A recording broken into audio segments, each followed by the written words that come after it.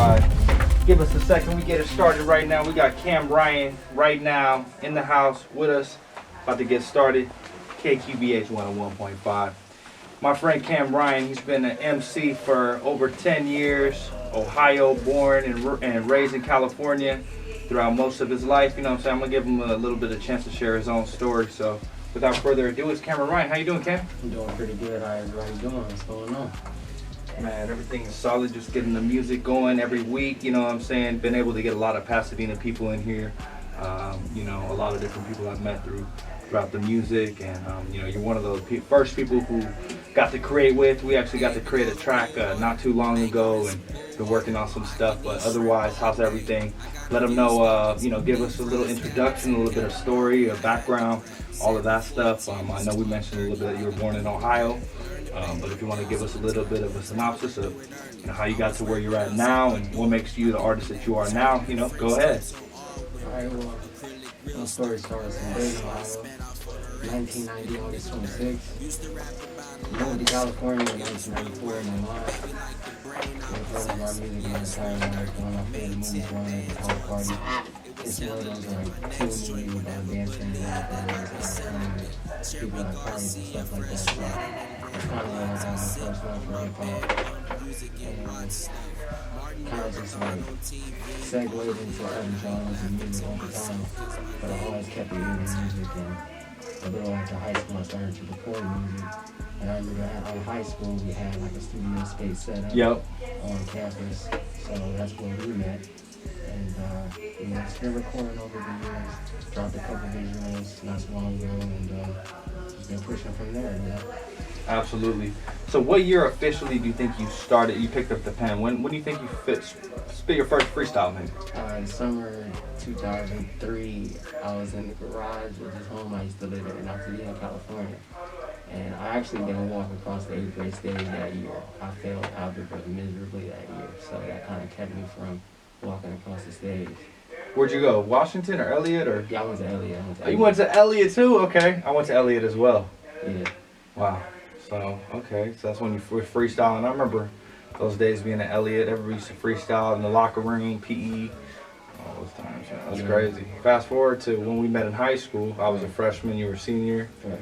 I remember those days. A lot of mutual friends. We got to share some stories earlier about all the homies and stuff, but you know, talk about the journey. What is it like being you today? What is it like being an artist in today's times throughout the pandemic and whatnot? You know, although everybody's talking about that, kind of what's that been like for you? I know that you have a clothing line that you've been a part of, and just to give you some context, you know, this show is dedicated to independent artists and future independent artists, people who are thinking about creating and trying to find a path and get some inspiration. So what you talk about today, somebody might hear this later on, and they'll get a chance to, you know, maybe see the path a little bit more clearly. Exactly. Well, I mean, the climate of music right now for anybody would be the independent route. Everything, the trajectory of music is gearing everybody towards the traffic of, you know, marketing themselves, promoting themselves, recording themselves, getting things done on their own. So some little game that I was given 10 years ago when I was, you know, promoting myself in the Hollywood circuit and doing shows here and there on Sunset and stuff like that. So I guess I would say right now, for any artist right now that's listening, you know, that's the climate right now. It's independence. It's definitely putting it out there and getting yourself together. When I started my brand Allthingscost, that was the norm for me. It was to figure out how I was going to be able to promote myself without having a big engine behind me, but through my endurance and my relevancy as far as being able to keep myself relevant with music, that big engine would follow suit. So that's ultimately the goal for any artist that has been paying attention to interviews of other artists like myself and stuff like that. It's basically knowing when it's time, and you know it's time to execute. Yeah, talk a little bit about those sunset shows, those ticketed shows. I remember those. I feel like now they wouldn't even try to do that. I feel like that's not. Hopefully that never comes back. I think that's one thing the pandemic it might have to do away with the tickets and get them some apps. Oh yeah, Because- the new rappers, they don't know about pay to play. That's when the club promoters used to make you get a certain amount of tickets and you have to get people to buy those tickets in order to get on stage. So I mean, they still do it, but now it's easier. Now there's online, so now you can just, oh, here's my Eventbrite page, and people can go. But before, when you didn't have Eventbrite, the only thing you could do is call someone and be like, hey, bro, meet up with me. Text, Facebook, but you had to meet them. You had to go meet them or mail it, I guess. exactly. Which you can do. Mailing is cool. It's 50. That's only 50 cents. Yeah, and they also have secret shows and stuff too. You can pull up to anywhere and have a show. I have an artist friend named 323JT. Yeah. Quick plug for him. He used to do a show at a public skate park, and it was packed. Nice. Yeah. It was nice.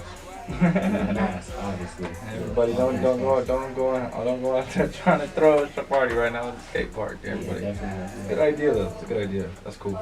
No, yeah, it talks about you're speaking on some important stuff about being innovative in these times and trying to figure out new ways to do things. I think everything is being turned on its head, and it's been a process to get here. But with the pandemic now, there is so many lanes now that are being recognized and being given more weight and more power, because we didn't have this type of access before, but now everything is digital and they need the younger audiences to do that. And the other thing is like the prices of housing and stuff is like so high compared to what it cost for past generations. It's only a matter of time before they run out of houses to start renting to people.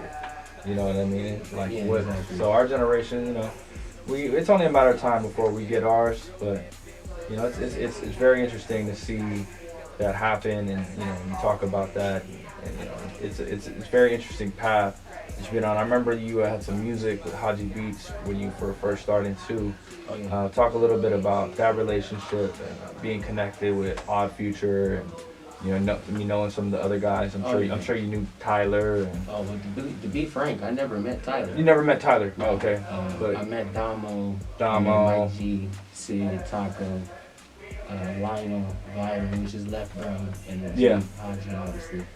Yeah, I met him through a mutual producer. I used to have a music group back in the day when I first started recording. And he went to the opposite high school in the city of Pasadena. That's how I met him. And we recorded a couple songs. We posted it up and stuff like that. And one of the songs we recorded made it on the Dina tape, which is one of Odd Future's first real releases. I remember that tape. The Dina it's tape. everywhere. So YouTube, Spotify, Yep. everywhere. Oh, the Dina tape is on like my lyrics Spotify? on Genius.com. Like you can look my lyrics up on That's Genius.com. dope. Yeah.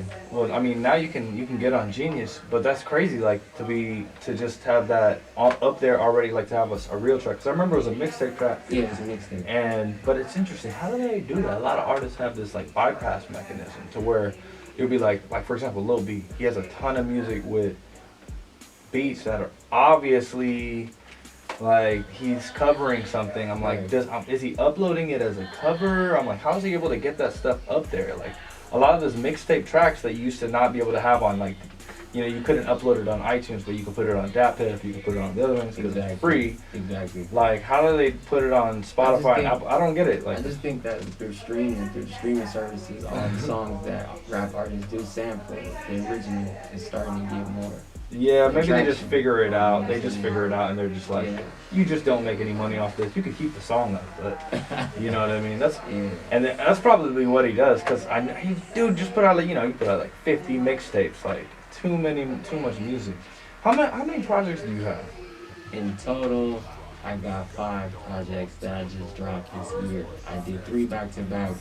I did 4 back-to-back, and then I just recently dropped a project on Halloween called Angry Dog.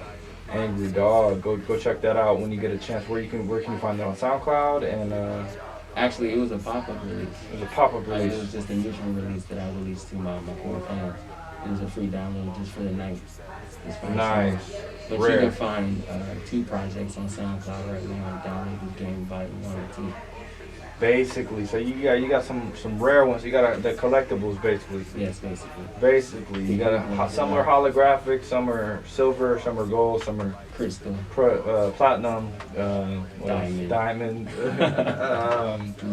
ruby, sapphire. Man, we got emerald, Pokemon, man. Speaking of Pokemon, you see how much Pokemon shot up this year? Man, the That's trading crazy. card game is real. I'm right so now. mad at the teachers who thought, and all the parents and everybody who was like, these cards, you know, they were taking the cards, they were taking them away. I The wish teachers, I was on stuff still. man, we would be loaded. Yeah, We would have that- so much. What they say was like 10 bands for a Charizard card. I was watching. They were talking about. I was watching this video. They were talking about how, like, just in general, the card market has just shot up a lot, and they were talking about like how a lot of the older cards. The reason why they're so rare is just because the ones that the kids would have, most of them just got thrown away. Exactly. So it's like you literally. It's not like $1 where you can make new dollars. It's like there's literally only one of these cards forever. Exactly. There will never be another one made. Exactly. For sports, that is, you know. But you know, even Pokemon, because of the old sets, I remember Magic. Man, I used to have an original set from Magic, but I brought it to the pawn shop like a dummy, like as a kid, you know. But now, you know, you get older, you learn your lessons. I'm starting to collect those Funko Pop dolls. Oh, definitely, I've been seeing that. Yeah, Yeah, it's I got tough. one of those. It's chocolate baby with the Michael Jordan. Talk about the song "Money Talks." Where can they find that? Is that available on any projects? Yeah, you can find Money Talks on Download This Game Volume 1. On Volume 1. Yeah, most definitely. And And there's a music video for that on YouTube. okay, so go check that out when you get a chance. Check out the music video for Cameron Ryan.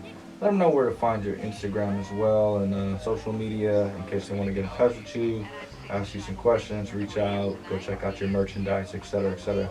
Oh man, the Instagram is Cameron Ryan CEO. And Allthingscost is another tag on Instagram. That's the merch site. You can check out all the stuff we have on there. And yeah, man, allthingscost.com if you want to check out anything else. Definitely, definitely. And everybody look out. You know what I'm saying? We got something coming as well.